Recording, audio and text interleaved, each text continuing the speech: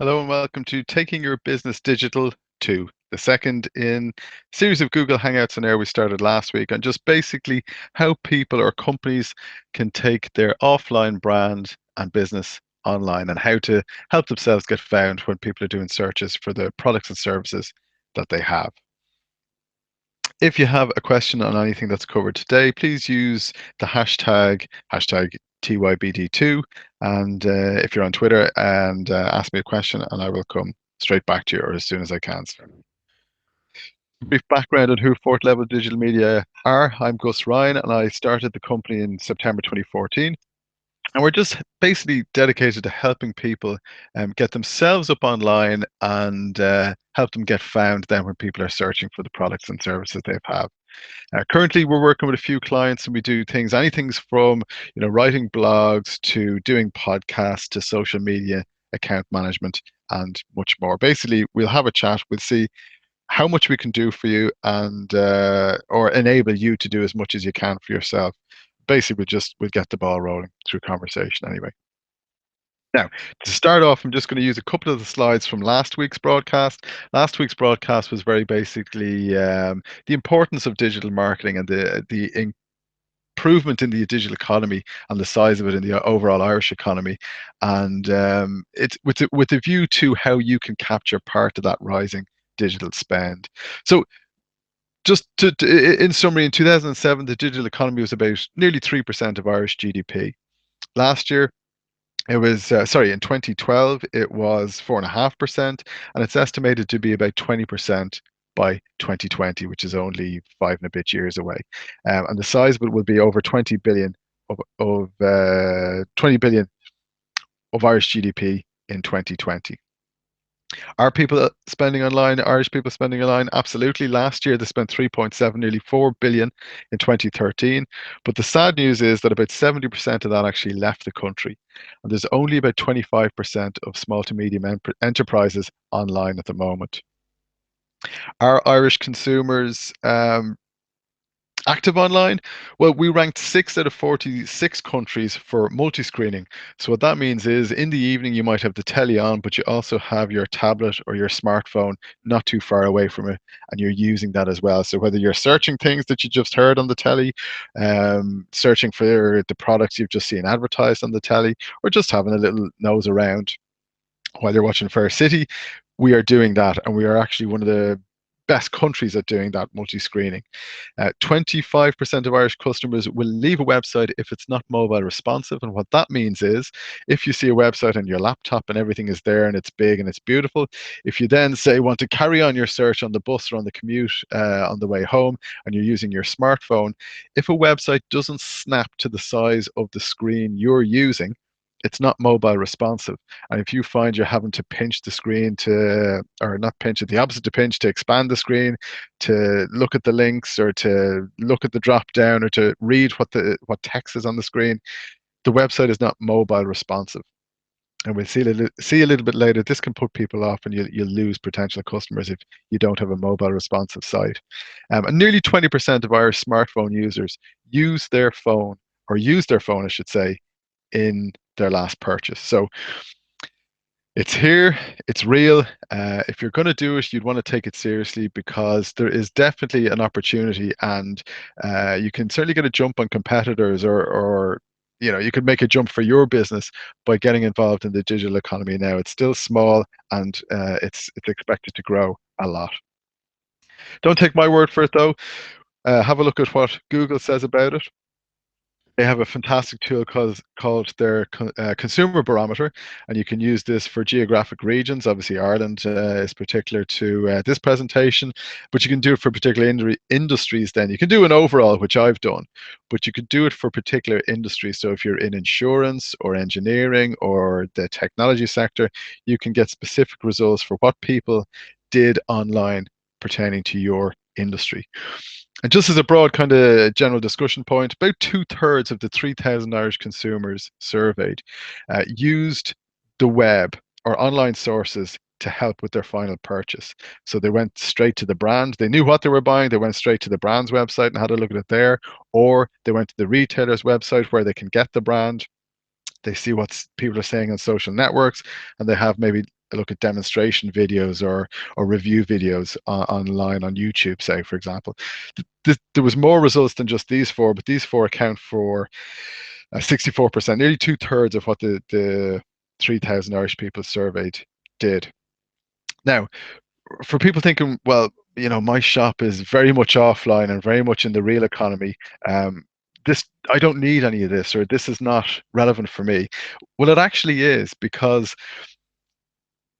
although people do lots of research and lots of work before buying the good online, still 54% of people um, use a physical shop to go and buy the product.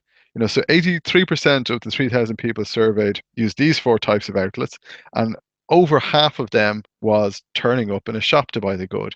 So just because you have a shop front, you're on a main street, you sell hardware to, or whatever it is you sell, and you feel that, well, this is such an offline business in the real world that I don't need to be online, you might be missing a trick, because it think of the online then as just another source of gathering customers towards your shop, or letting people know where you are, and most importantly that you can help them. So don't discount all the good work that's been done online just because you have a shop or your business is offline, because people will find you online and turn up in your shop offline. Now, one of the final points we left with last week was, look, this is all well and good, but first you have to be online. And you have to be online in a meaningful presence. You can't just have a token website and then think, oh yeah, I'm gonna do digital marketing, and that's going to be on Facebook or Twitter or Google AdWords. It's not, because if you're doing this properly, everything stems from your website. It's your digital hub. And we went through last week very briefly the four kind of stages you need to be in a position to start your digital marketing campaign, and the website is very much front and center of that. Everything should roll through your website. You can do some things on Facebook and some things on Twitter. You can do everything through your website, and that's why it's important. You need to get that bit right. So, just expanding out your website and the three stages after that to put yourself in the driving seat to be able to do digital marketing. Let's look at what you need and the whys and the benefits of getting your website and your online presence right in the first instance. Your basically website is going to make your first impression online. That's what people are going to see when they search. And we all know it in real life that if you make a bad first impression when you meet someone, it can take three or four or five more encounters of having made a good impression to erase the memory of the bad impression. And it's the exact same online. If people find your site and they're not immediately impressed or don't want to hang around, they may see it again, but they mightn't click on the link. They may not return. Every time someone clicks on a link that brings them to your site, it's a new and potential customer. And that's the way it shouldn't be just people walking through your website. If you had a shop, you consider everyone walking by a potential customer. And it's the exact same with your website. Everyone who clicks on a link or ends up in your homepage or whatever page is a potential customer. Now, you can do the website yourself. You can use websites like WordPress, Wix, Squarespace, and you can build a reasonably functional website yourself. But I would recommend hiring a professional, because you will need to get things like design and speed of page load up right. Because again, these things mightn't appear to be relevant in the digital marketing grand scheme of things, but they're crucial. Why? Because if a page doesn't load up within 3 seconds, people will leave. People will leave. So people spend only a couple of seconds thinking of the keyword. They'll spend a couple of seconds reviewing the results in the search engine. They won't go below the fold, meaning they won't scroll down the page, which gives them maybe 3 paid advertised at the top, maybe 4 down the side, and about 5 organic results to click. So within 3 seconds, they'll have picked one of those links. It's not necessarily going to be one of the paid ones, and it's not necessarily going to be the first one, although the first organic search, though that gets something like, I think, 50% of the clicks, the first result. So having typed in their within 10 seconds, people have thought of a keyword, typed it in, clicked a link, and they're now on your page. They are not going to spend minutes waiting for your page to load up. Everything has taken seconds so far. They'll only spend seconds waiting for your page to load up. When the page does load up, If it looks tacky, if it's got fluorescent signs flashing saying click here, deals now, or whatever it is, if people don't believe that you're sincere and competent about whatever it is you're offering, they'll leave again straight away. And how easy is it for people to move around? So when people do the search, click the link, and land on a page, they want to find exactly what they've gone there to find immediately. And if they don't, they will leave. And if you think about the success of, we'll probably talk about this during SEO. If you think about the success of Wikipedia, it's because if you type in, what is this? One of the first results in the organic search will be a Wikipedia page that says, this is a, and it doesn't matter what you're searching, could be a definition for a complex medical term, could be an actor. You type in Jude Law, you will see a Wikipedia page for Jude Law. The first line in the first paragraph on Wikipedia is Jude Law is an actor. And that's the way you should think about building your pages, so that people search for something and immediately within reading a first line or word or sentence, they know that, yeah, I found something that can help me with what I was looking for. Now, talked about content last week, and it's not just content. We need killer content, and we need that killer content to be SEO'd, search engine optimized, which means you've put considerable thought into putting the best thing you can on your website on whatever the topic it is, and then you've made it easy for people to find it. So just putting it there is not enough. You need to develop ideas, need to decide what the best content type for that idea is, and deliver it in the best format. And we're going to spend a bit of time later on, so I won't dwell there. Killer content is about providing solutions for people. It's not about talking about the features of your product, it's talking about the benefits. This is a solution for you. This will make your life easier. If you use this, you won't have to do that. Or, you know, how how are you going to make people's life easier? That's the key thing to killer content. It's not our product is red, it's redder than the other red one, and it's the reddest thing you'll ever see in your whole life. That's irrelevant. Why is red going to help them? Why do they need a red one? Why is red better than orange? That type of stuff. SEO can be learned, but again, like the website design and speed, you may need to get a professional in, because the stuff around the edges, then, if you've taken it as far as you can, a professional might be able to take you to the next level with your SEO. Now, once you've got your website up, it's running, it's fast, it's loadable, it's mobile optimized, now you start to push out your content. Just because it's there doesn't mean it'll be found. Don't take the Kevin Costner approach of, if it's built, they'll come. They won't. It's actually quite hard to get found. But you can do things to help yourself get found. SEO is one. Um, Repetition is like they say in literature, repetition implies emphasis. Well, repetition on the web means you are maybe an authority, you're trustworthy, and you're helpful, and that will in help you rank in Google searches. So you need to push it out. You need to keep creating ideas and content in the right format and type, and pushing it out, and that'll help you get ranked. Social media is a great way of amplifying your message. There's different sort of demographic types hang around in different areas on the web. Might be a matter of trying and testing a few before you find your sweet spot, but they're out there somewhere. You just need to go and find them. If you can get links to your site, that's inbound links from, say, other people recommending your website or your product, outbound links to, say, articles or reviewers who back up what you're saying, and then links within your site, which shows Google or the search engines that you're actually quite joined up in what you do. Things link together and reference each other, and it's not just a one and done. That your content together links together and will help people in a coherent and joined up fashion. It's not just one isolated piece of information separate to the next isolated piece of information, separate to the next, etc., etc. It's all joined up and is meaningful, trustworthy, and helpful. So once you have all that done, now um, you need to find your audience. So you need to know where the people are who are going to use this content that's going to turn into your sales or your lead generation. Um, Best way to help yourself find your audience is, in the process of creating content, know who you're speaking to and create a customer persona. Now, it's probably one is probably not enough. You probably have different types of customers. So create a few. You probably don't just have one customer sweet spot. It's probably a few. So create a number of personas. Think about who they are, where they are, what their problems are, what they like, most importantly, how you can help them.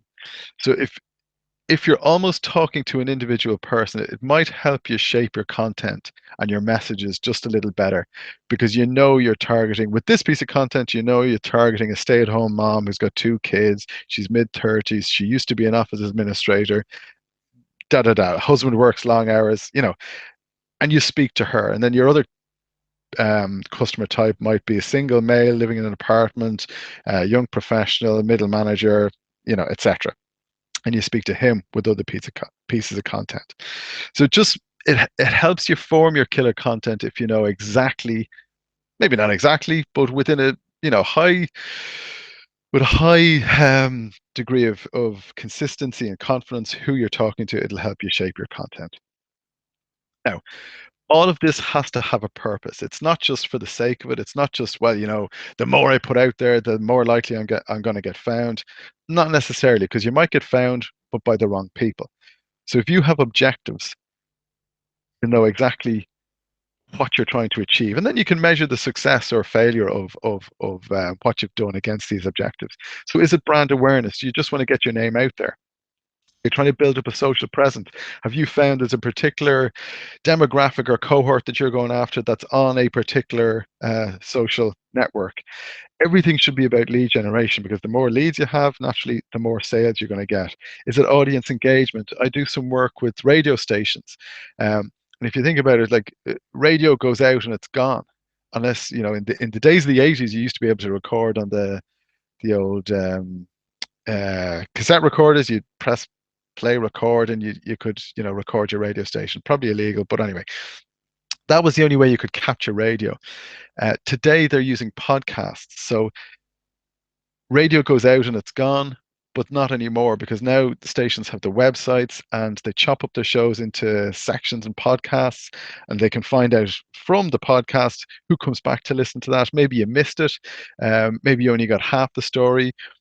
You know that you can go to their website, listen to the podcast, and the radio show is not out there and gone. It's it'll hang around forever, and you can get meaningful data from that podcast if you're the radio station. It also builds up engagement with the audience. If a guy's just on the bus or walking down the street listening to the radio, he's not necessarily engaged with the brand. Yes, he's listening to the station, but if you have a website to bring people back with the same content, now you're creating engagement. Sales and conversions obviously follows on from the lead generation and all of the above. Customer retention. So in my former life, I was in the fund management industry. And yeah, if you think about the investment world, it's ever changing. So what you said today might necessarily apply tomorrow or next month, and you need to keep customers constantly informed so that they don't feel like they were sold a pup or feel lost when things have moved on from what you discussed a few weeks prior. So customer retention and information on the brand or product you have is great. Brand identity, similar to the brand awareness. And website traffic. If you have a website that advertisers themselves use, you just want to see people flowing through your site to give the ads more chance of being clicked. So, all your content should have an objective like one of these or a few of them, so that you have something, you have an end goal and something you can measure your success or failure against.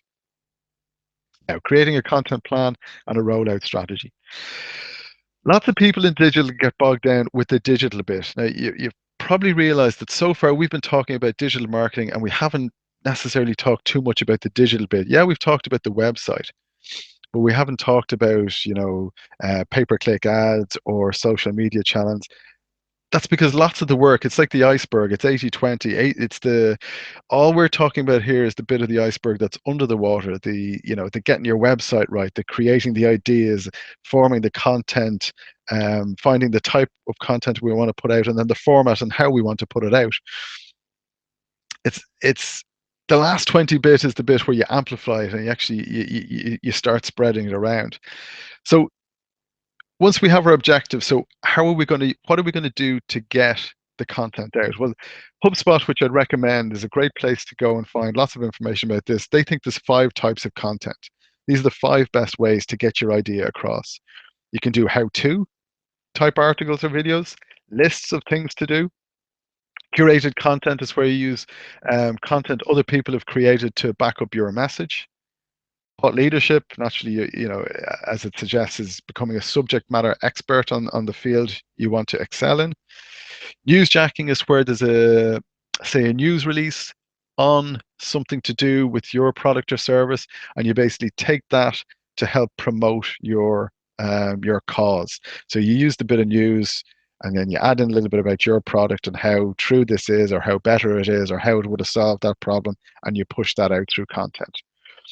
So they're the five HubSpot use. I think six. I think case studies don't necessarily fit into one to five there. I think they might be another content type. So they're your content types. And now you need to find the format to produce that content. So you have an idea, you've decided it's going to be a list or a how-to. And now what are the content for what's the best way to push that out? So now you're into, say, blogs, articles, ebooks, white papers, lists, checklists, newsletters, tutorials, SWOTs, videos, podcasts, memes, infographics, etc. And the list is endless. And you can use different formats for the same content type just to see which works best. So some people sort of fixate on, somebody asked me once, I would like to create a viral video, which is just nuts because A, you don't know if it's going to go viral, and B, nobody sits down and says, oh, I want to watch a video. People search for things, and the result may show that there is a video on that. And that's what, so you need to get your idea and your content type right. And if the format happens to be video as the best way of getting that out, well, then you're doing a video and you hope that it goes viral. But you don't sit down and say, I would like to create a video viral and hope that everything else happens after that. It's the cart before the horse. I'm sure there's lots of other content formats that I haven't listed here. Um, Basically, the world is your oyster, as they say. But it's important to have the idea first, the type of content you want to produce, and then the format for that content. That's the three steps, not the first, not the I want to do a Facebook post or I want to create a funny meme. You need an idea. What type of content you're going to use, and then you pick your format. How do you get inspired to create killer content? Well, there's lots of ways of doing it. And again, they're all in the real world or the old world. Um, Good quote from Jane Goodall. What you do makes a difference. So everything you do is going to make a difference, whether it's in the digital or in the real world. And you have to decide what kind of difference you want to make. So your content needs to be, in nearly every case, you want your content to delight someone and to give them a reason to come back. If you're just going to dial it in, do it for the sake of it, but you're not really, if that's the difference you want to make, well, it's no difference. You shouldn't really bother really. So the best way to get inspired, or one way to get inspired, is if you're struggling with the ideas within yourself or within your organization, go find someone who does the type of thing you want to do really well. And it doesn't have to be within your industry or a direct competitor, but if there's somebody who's done something really well, like the Dollar Shave Club YouTube ad, I think is excellent. And for me, that would be an example of how someone has done a really good video advertisement for their company. Totally irrelevant, or sorry, totally irreverent, totally off the beaten track, but it's a really good video ad. So what did they do, use, and how did they say it? And that should give you ideas or inspiration for what you want to do. So when you've picked the absolute best in class or where you'd like to be, now sit down and collate and audit all your stuff, all your old and existing marketing collateral, online and offline. And what did you use, say, or do to get your message across? Now, is there a gap between where you want to be and where you are? There probably is. So you need to close it. And how do you do that? Well, you develop your ideas, you pick the best type to deliver the content type to deliver that idea, and the best format to deliver the content. And all roads come back to these three lines, if you like. Don't fixate on the format or the type. Fixate on the idea, and then the rest should flow out of it. And look, if you get an idea and you try a content type and you pick a format and the results aren't great, well, don't scrap the idea. go back to the content type, change that, go back to the format, change that. If that doesn't work, go back again. If you have to keep changing it, your idea probably isn't relevant or just isn't working. Now you need to change the idea. But if you genuinely think you have a really good idea, just change the type and your format, and hopefully or ultimately you will find success. Now, creating your killer content checklist. In summary, basically, define your customer personas. Who are you talking to? Who are you targeting? Who is your customer sweet spot? Identify them and then talk to them with your content. Design your objective. So you know who you're talking to. What is it you want to get out of talking to them? What's the digital objective here? Auto review yours and other marketing collateral. That will help you create ideas for your new killer content. Develop your ideas, pick the best content type, and then pick the best format. And if they don't work, don't throw out the idea, go back and revisit the type and the format over and over again until you find something that does work. If you really believe it's a good idea. If not, change the idea and go again. And what I've just said, basically, analyze, test, refine, and iterate. If something works really well, it will have a shelf life. It won't always work really well, or you may get lucky and you may find something that is universal and evergreen. But not all things will be universal and evergreen. So you will have to keep changing and refining and iterating, especially if it doesn't work. Now, I use this visual in the first broadcast to kind of describe how overwhelming and daunting digital marketing can be, because, I mean, the internet is ever expanding. It's like the universe. It just seems to be getting wider and wider. And every week, if not every month, there's something new in digital that, it's another thing to wrap your head around. And hopefully the first two broadcasts have demystified that. And if that guy in the forest was lost, hopefully he's not lost anymore. And hopefully if you were daunted by engaging in digital marketing, you're not anymore. And that there's lots of stuff you can do to set yourself up for digital marketing before you actually digitally market. It's like the iceberg, as I said earlier on.